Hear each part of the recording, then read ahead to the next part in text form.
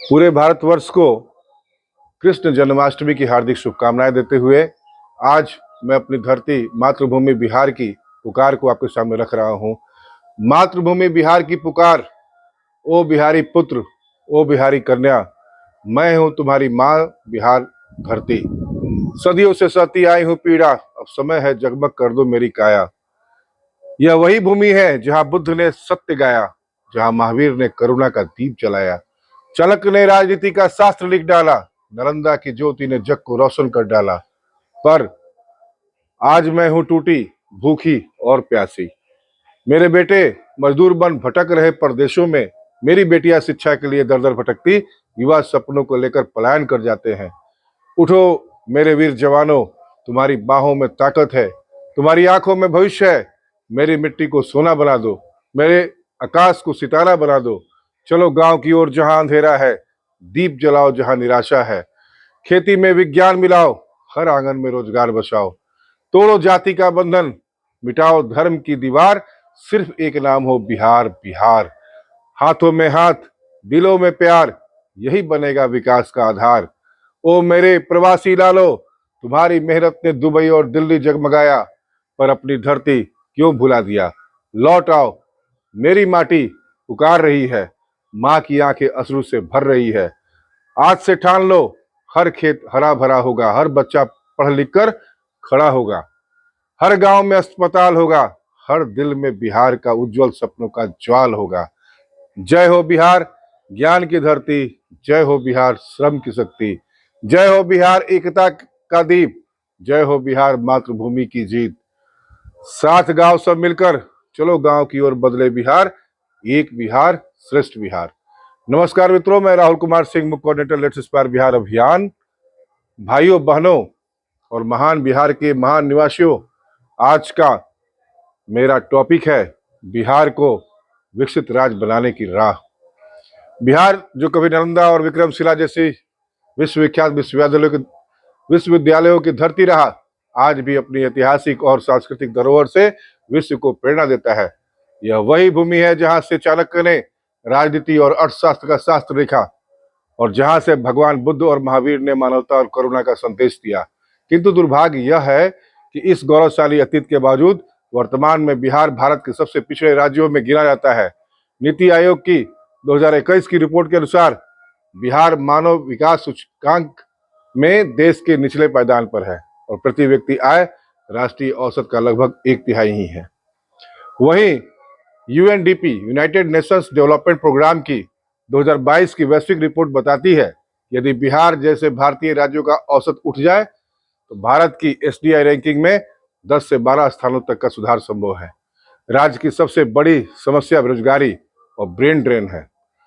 CMIE, centre for monitoring Indian economy की 2023 की report के मुताबिक बिहार में बेरोजगारी दर 12% से अधिक रही, जो राष्ट्रीय औसत से कहीं अधिक है।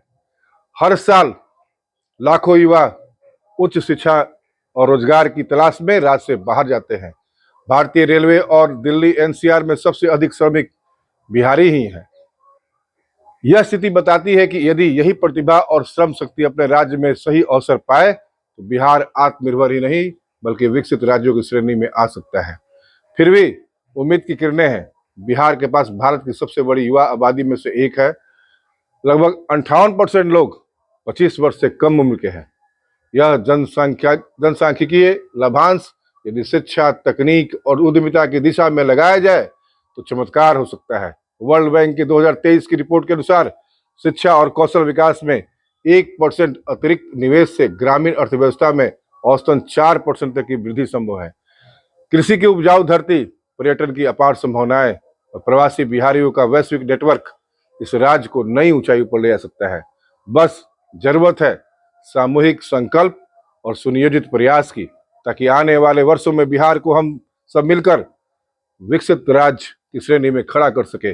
बिहार जिसने ज्ञान, संस्कृति और सभ्यता का विश्व में डंका बजाया, आज भी अपने अतीत की गौरवशाली धरोहर को संजोए हुए है।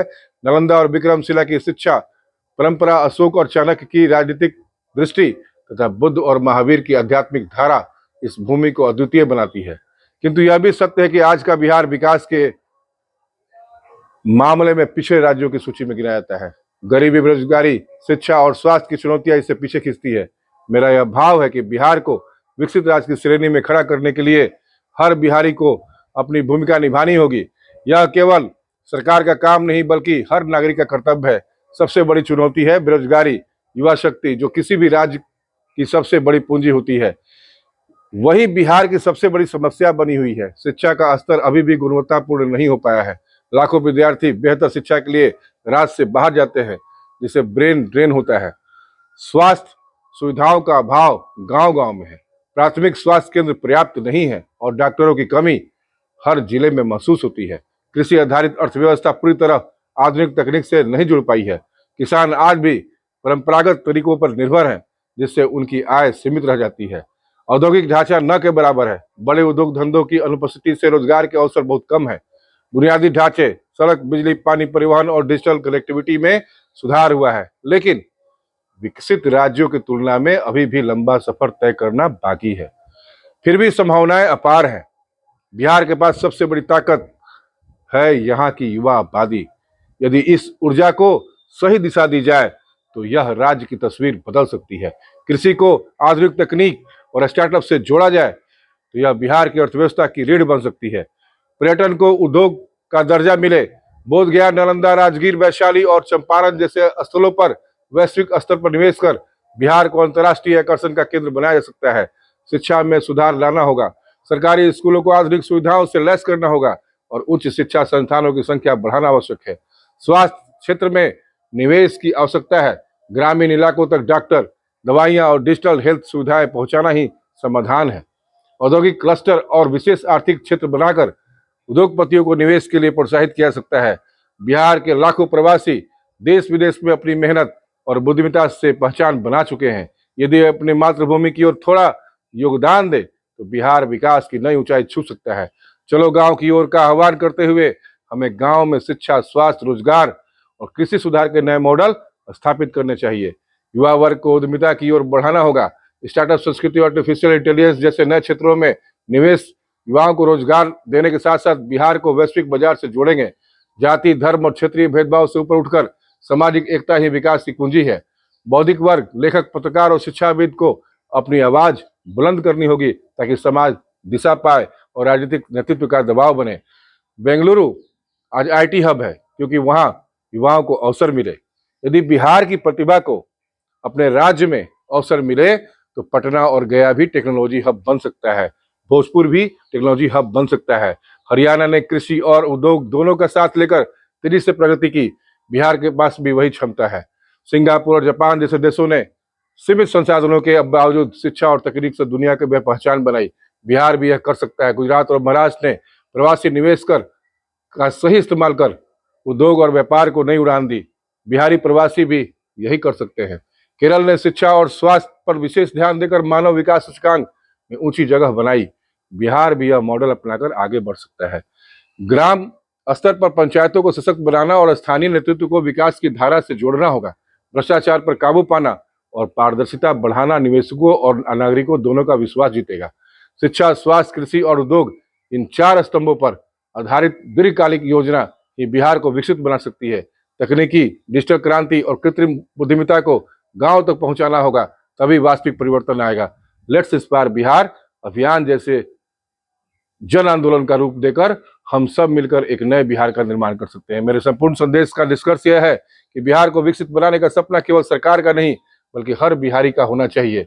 जब तक हर नागरिक अपने हिस्से का योगदान नहीं करेगा, जब तक वो अपनी जवाबदेही नहीं निभाएगा, तब तक बदलाव अधूरा ही रहेगा। अतः मेरा अंतिम संदेश यही है कि बिहार का भविष्य हमारे सामूहिक संकल्प, कर्म और त्याग पर निर्भर है। यदि हर बिहारी अपनी मातृभूमि के लिए जिम्मेदारी समझते हुए कृषि, शिक्षा, स्वास्थ्य, उद्योग और सामाजिक एकता के क्षेत्र में अपना योगदान दे तो कोई शक्ति हमें विकसित बिहार बनने से रोक नहीं सकती।